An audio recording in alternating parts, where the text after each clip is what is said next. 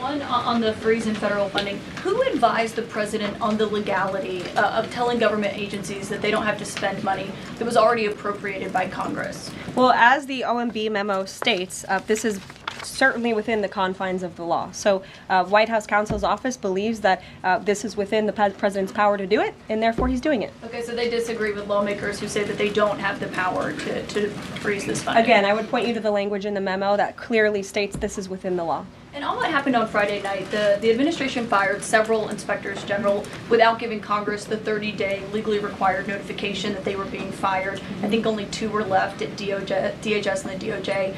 And then yesterday we saw several prosecutors, I believe 12, fired from the Justice Department who worked on the investigations into the president. As you know, they are career prosecutors, therefore they are afforded civil service protections. How is the administration deciding which laws to follow and which ones to ignore? So it is the belief of this White House and the White House counsel's office that the president was within his executive authority to do that. He is the executive of the executive branch, and therefore he has the power to fire anyone within the executive branch that he wishes to. There's also a case that went before the Supreme Court in 2020, Scala Law LLC versus the Customs, Bureau protection. I would advise you to look at that case, and that's the legality that this White House was resting on. So you're confident that if they bring lawsuits against you, those prosecutors who were fired, that they will succeed? We will win in court, and yes. Did he personally direct this, given they worked on the classified documents investigation and the election interference investigation? This was a memo that went out by the Presidential Personnel Office, and the president is the leader of this White House, so yes. Yes, Karoline.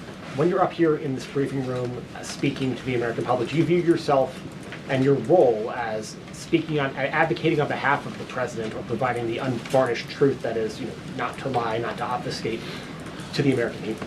I commit to telling the truth from this podium every single day. I commit to speaking on behalf of the President of the United States. That is my job. And I will say it's very easy to speak truth from this podium when you have a president who is implementing policies that are wildly popular with the American people, and that's exactly what this administration is doing. It's correcting the lies and the wrongs of the past 4 years, many of the lies that have been told to your faces in this very briefing room. I will not do that.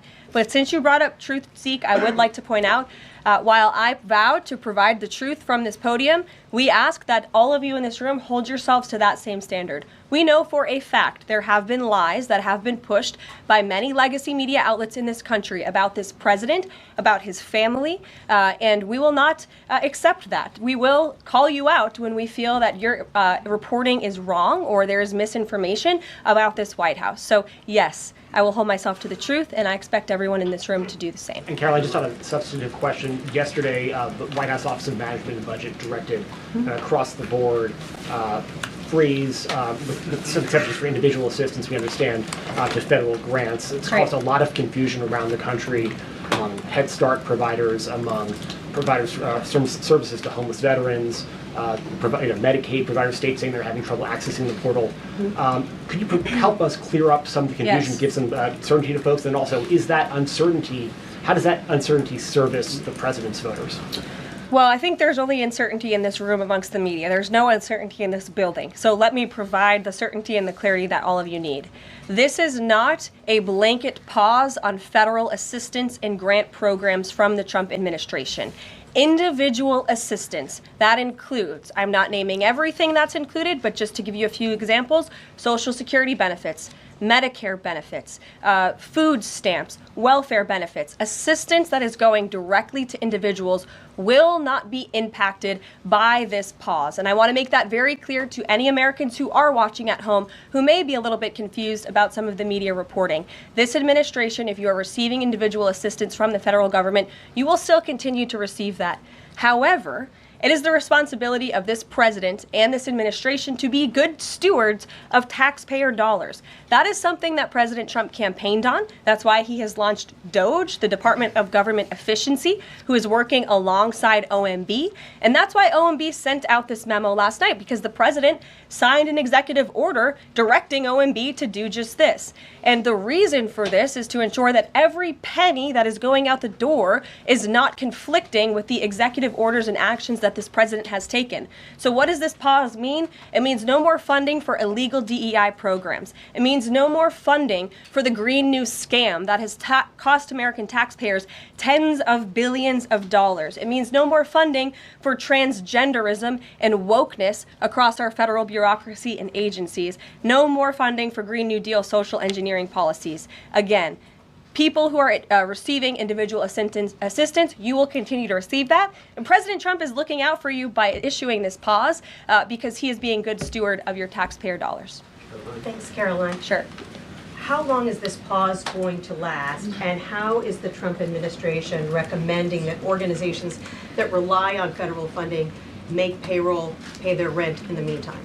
It is a temporary pause, and the Office of Management and Budget is reviewing the federal funding that has been going out the door. Again, not for individual assistance, but for all of these other programs that I mentioned. I also spoke with the incoming director of OMB this morning, and he told me to tell all of you that the line to his office is open for other federal government agencies across the board, and if they feel that programs are necessary and in line with the president's agenda, then the Office of Management and Budget will review those policies. I think this is a very responsible measure. Again, the past 4 years, we've seen the Biden administration spend money like drunken sailors. It's a big reason we've had an inflation crisis in this country, and it's incumbent upon this administration to make sure, again, that every penny is being accounted for honestly. Why impose this pause with so little notice? Why not give organizations more time to plan for the fact that they are about to lose, in some cases, really crucial federal funding, at least for a period of time? There was notice. It was the executive order that the president signed. There's also a freeze on hiring, as you know, a regulatory freeze, and there's also a freeze on foreign aid. And this is, again, incredibly important to ensure that this administration is taking into consideration how hard the American people are working. And their tax dollars actually matter to this administration. You know, just during this pause, DOJ and OMB have actually found that there was $37 million that was about to go out the door to the World Health Organization, which is an organization, as you all know, that President Trump, with the swipe of his pen in that executive order, is no longer wants the United States to be a part of. So that wouldn't be in line with the president's agenda. DOJ and OMB also found that there was about to be 50 million taxpayer dollars that went out the door to fund condoms in Gaza. That is a preposterous waste of taxpayer money. So that's what this pause is focused on, being good stewards of tax dollars. And so this doesn't Jennifer. affect Meals on Wheels or Head Start or disaster aid? Again, it does not affect individual assistance that's going to Americans. To follow up on Nancy, do you think there will be a list of who is affected and how much money is affected? How will these contractors and organizations know if they are actually having their funding frozen? And then secondly, if you're willing, can you just clarify, is the end goal of this to essentially challenge Congress or to prove that the president can withhold federal funding? In other words, is this an attempt to pick a fight to prove that he can do this? No, absolutely not. As it says right here in the memo, which I have, and I'd encourage all of you to read it, it says the American people elected President Trump to be the president of the United States and gave him a mandate to increase the impact of every federal dollar. This memo requires federal agencies to identify and review all federal financial assistance programs and supporting activities consistent with the president's policies and requirements. The American people gave President Trump an overwhelming mandate on November 5th, and he's just trying to ensure that the tax money going out the door in this very bankrupt city actually aligns with the will and the priorities of the American people.